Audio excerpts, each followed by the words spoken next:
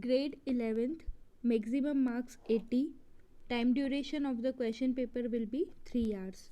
And units are numbers, quantification and numerical application 9 marks, algebra 10 marks, mathematical reasoning 6 marks, calculus 10 marks, probability 10 marks, descriptive statistics 12 marks, basics of financial mathematics 18 marks, coordinate geometry 5 marks. So total 80 marks paper will be there, and internal assessment will be of 20 marks. So as it will be of 100 marks. Now detailed syllabus. Unit 1, numbers, quantification and numerical applications. First chapter is prime numbers, encryptions using prime numbers. So prime numbers play a vital role in encryption process. Encryption and decryption is a part of cryptography. That is why keep your messages confidential and secure. Then next chapter is binary numbers. So in this chapter we will study number system conversion, binary numbers to decimal numbers and decimal numbers to binary number. Next is complex numbers, then indices, logarithm and anti-logarithm. So in these three chapters, logarithm and anti-logarithm, laws and properties of logarithm, simple applications of logarithm and anti-logarithm. So in these three chapters we will study about log and anti-log. Then next is numerical problems on averages, calendar, clock, time, work and distance, mensuration, sitting arrangement. This will be based upon quantitative aptitude and reasoning, which will be helpful for you for preparing for competitive exams. Then next is algebra. So sets and types of set. It will be based upon set theory, Venn diagrams, De Morgan's law, problem solving using Venn diagrams. Relations and types of relation. It is in the same unit number 2. Relations and types of relations, introduction of sequences and series. So we will study about series and sequences. Arithmetic and geometric progression, AP and GP. Relationship between AM and GM, arithmetic mean and geometric mean. Basic concepts of permutation and combination. So in these three chapters we will study about permutation, combination and its types. Then next is unit number 3, mathematical and logical reasoning. So first chapter will be mathematically acceptable statements. What is mathematically acceptable statements? These are the statements which are either true or false but not both. Next chapter is connecting words, phrases in mathematical statements, consolidating the understanding of if and only if condition implies and or implied by and or there exist, and their use through variety of examples related to real life and mathematics. Then problems based on logical reasoning. This chapter will be based upon reasoning, and chapters will be covered: coding, decoding, odd man out, blood relation. Next unit is calculus.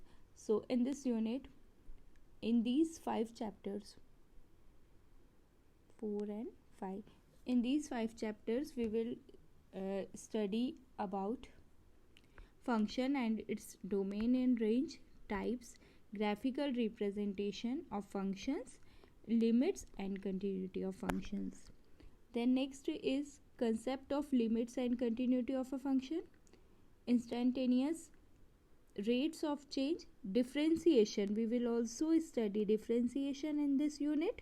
Derivatives of algebraic functions using chain rule. It is very important rule, chain rule. It is also included in this chapter.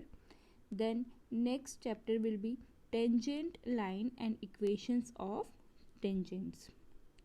Unit number 5, that is probability. It is very interesting and simple also. So the chapters will be random experiments, sample space events, mutually exclusive events, independent dependent events, law of total probability and Bayes theorem. So this random experiment and sample space events, which we have already studied in class 10th, so it is very simple and interesting also, as I told you. Then unit number 6 is descriptive statistics. Descriptive statistics are brief descriptive coefficients that summarizes a given data set. Descriptive statistics are broken down into measures of central tendency. These are mean, mode, and median. So in this unit, descriptive statistics, we are going to study data and its types, data representation, data organization, various skills and interpretation, concept of dispersion, deviation, variance, skewness, and kurtosis.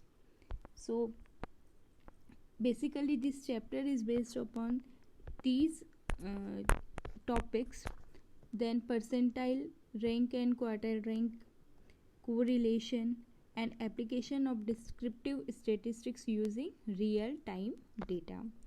So in this whole unit we will work upon data and its organization, representation. Next unit is unit number 7th, that is basics of financial mathematics. So in this unit, in these 4 chapters, we will study simple interest, compound interest, calculation of simple and compound interest, and accumulation or saving with simple and compound interest. Then present value, net present value, and future value. Then annuities, calculating value of regular annuities like payment for life insurance and pension plan. Simple applications of regular annuities. The next is tax and calculation of taxes and simple applications of tax calculation and goods and service tax and income tax. Bills, tariff rates, fixed charge, surcharge, service charge. Then calculation and interpretation of electricity bill, water supply bill, and other supply bills. Its main motto is real world application of maths for calculating bills, for example electricity bill, water supply bills. So these are the essential things that we should know how to calculate it, like how to calculate electricity bill, how to calculate water supply bill. So it is the real world application of maths. Then unit number 8 is coordinate geometry for the figures, straight lines, circles, and parabola. Then practical assessment units, 80 marks units has been completed. Then now practical use of spreadsheets. So some topics are given, what we are going to do. Finally in these practicals we are going to learn data organization by working with MS Excel and its magical features like bar graph, pie charts, etc., and will implement the concepts of applied mathematics practically using spreadsheets.